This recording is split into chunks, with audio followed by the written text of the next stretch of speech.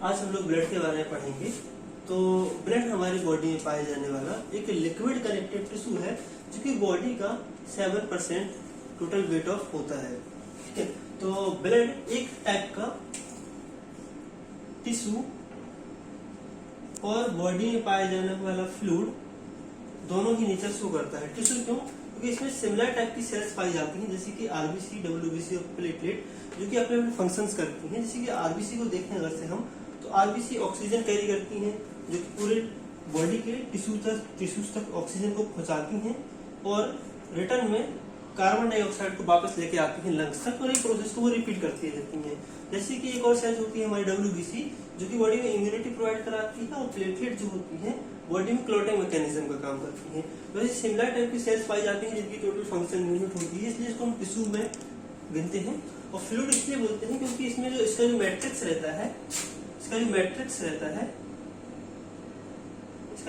रहता है, वो प्लाज्मा का बना होता है, जो कि जिसके कारण इसे फ्लूइड भी कहा जाता है।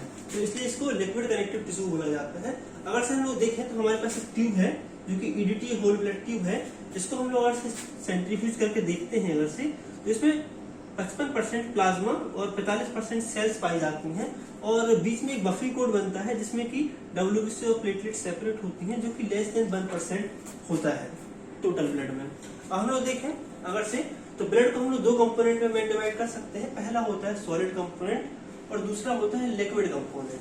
तो सॉलिड कंपोनेंट को फर्दर हम सेल्स वाला पार्ट भी बोलते हैं, सॉलिड कंपोनेंट को हम लोग सेल्स वाला पार्ट भी बोलते हैं।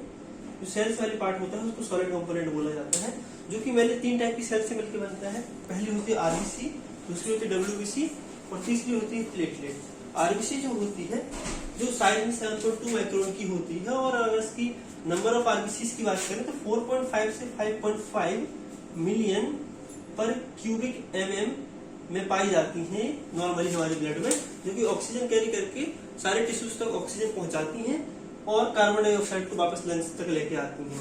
अब दूसरी सेल अगर देखें डब्ल्यूबीसी, जो कि दो टाइप की पाई जाती हैं हमारी बॉडी में, ए ग्रेन्युलोसाइट और ग्रेन्युलोसाइट।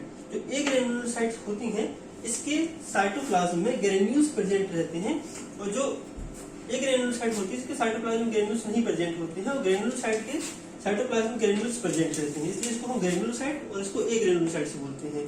तो ग्रेन्युलोसाइट्स को अगर से हम लोग देखते हैं तो पहली ग्रेन्युलोसाइट होती है न्यूट्रोफिल, जिसकी जो न्यूक्लियस होता है वो लोब्स में डिवाइड होता है, करीब 3 to 5 लोब्स में डिवाइड होता है।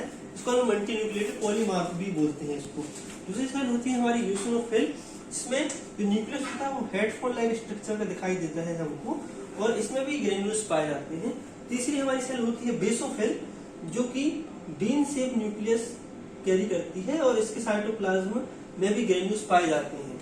और हमने दूसरी सेल्स देखें जो कि ए ग्रेन्युलोसाइट्स होती हैं, जो कि डब्ल्यूबीसी का टाइप है।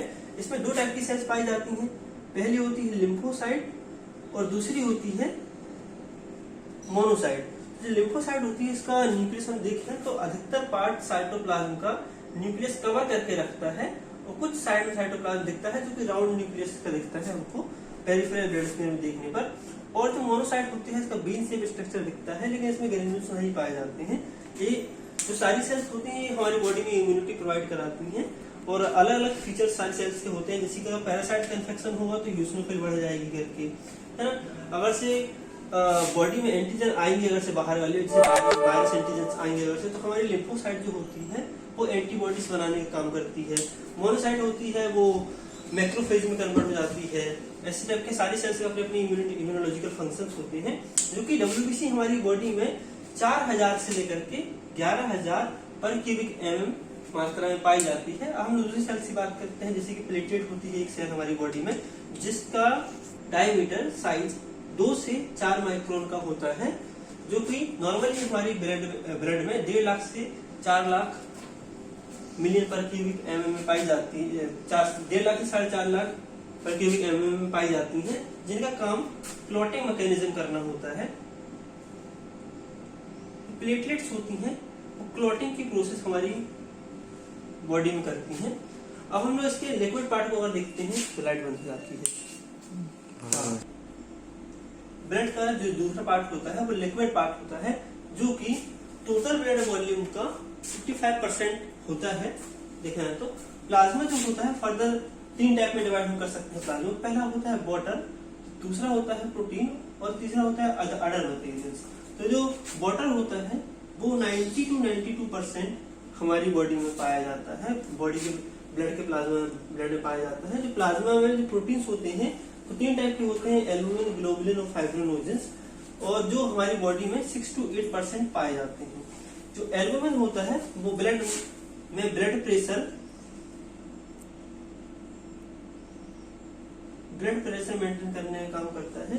जो ग्लोबुलिन्स होते हैं हमारी बॉडी में एंटीबॉडीज होती हैं जो कि होती हैं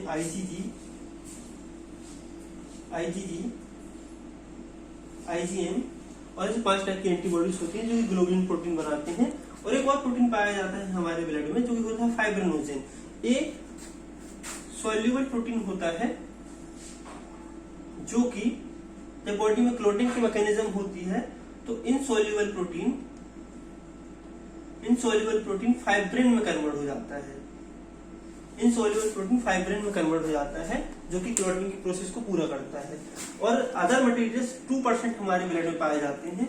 जैसे कि इसमें देखने जाए तो गैसेस होती हैं जो कि हमारे प्लाज्मा में पाई जाती हैं, जो जैसे कि ऑक्सीजन होती है, कार्बन डाइऑक्साइड होती है, और कुछ सॉल्ट्स मटेरियल भी हमारे प्लाज्मा में पाए जाते हैं जैसे कि सोडियम, पोटेशियम क्लोराइड। ये सॉल्ट मटेरियल भी होते हैं जो कि हमारी बॉडी में वाटर बैलेंस बनाने का काम करते हैं। और हमारे प्लाज्मा में कुछ न्यूट्रिएंट्स भी पाए जाते हैं जैसे कि लिपिड्स होते हैं, कार्बोहाइड्रेट्स होते हैं, अमीनो एसिड्स होते हैं जो कि बॉडी में न्यूट्रिशन प्रोवाइड कराते हैं। हमारे प्लाज्मा में नाइट्रोजिनस वेस्ट भी होते हैं जो कि लीवर के थ्रू बनते हैं और किडनी के थ्रू एक्सक्रीट किए जाते हैं, ये हमारे प्लाज्मा में पाए जाते हैं। प्लाज्मा में कुछ अदर चीजें पाई जाती हैं जैसे कि विटामिन होते हैं, हॉर्मोन्स होते हैं, तो ये सारी चीजें लिक्विड पार्ट में होती हैं। और ब्लड के फंक्शंस के हम देखें कि ब्लड की क्या क्या फंक्शंस होते हैं, तो ब्लड बहुत सारे फंक्शंस करता है जैसे कि ऑक्सीजन सप्लाई करना, हमारी बॉडी को इम्यूनिटी प्रोवाइड कराना, बॉडी में क्लोटिंग मैकेनिज्म करना, नाइट्रोजिनस वेस्ट मटेरियल्स को फिल्टर करके किडनी के थ्रू बाहर निकलवाना, पूरी बॉडी में न्यूट्रिशन की सप्लाई करना, हमारी बॉडी को इम्यूनिटी प्रोवाइड कराना, हमारी बॉडी में क्लोटिंग फैक्टर्स को कैरी करना, हमारी बॉडी का ब्लड प्रेशर मेंटेन करके रखना, ये सारी प्रोसेस हमारे ब्लड के थ्रू होती हैं जो कि ब्लड को एक बहुत इंपॉर्टेंट टिश्यू बनाते हैं।